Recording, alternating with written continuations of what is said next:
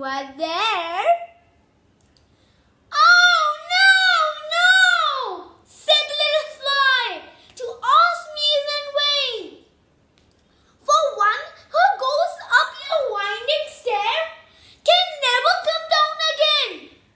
I'm sure you must be very dear, but soaring up so high.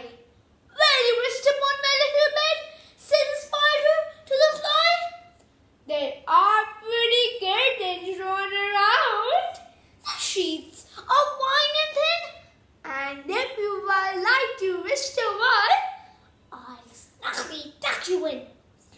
Oh, no, no, said the little fly, for I have often heard it said, they never, never woke again for one who sleep upon your bed.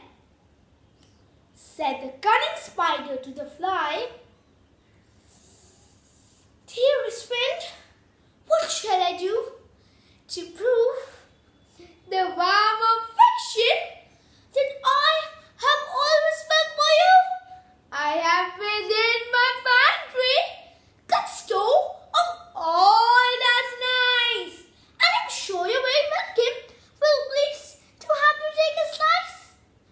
Oh, no, said little fly, for I have often heard it said, for what's within your pantry, and I do not wish to see. Sweet creature, you're witty and you're wise.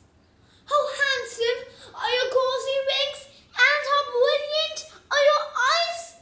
I have a little looking glass upon my parlor shelf, and if you step in one moment, dear, you shall behold yourself. I thank you, gentle sir, for what you're pleased to say. I'm bidding you good morning now. I shall call another day. The spider turned him round about and went into his den, for he very well knew that the silly fly will soon be back again.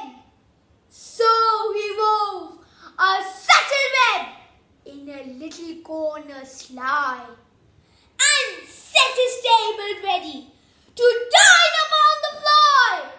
And then he came back to his door, and merrily did sing, come hither, pretty fly, with the bowl and the silver wing. Your robes are winged and purple, 'tis a crest upon your head. Your eyes like the diamond bright, but mine are the last lead. Alas, alas, very soon this pretty little fly, hearing his wily fluttering words, came slowly flitting by.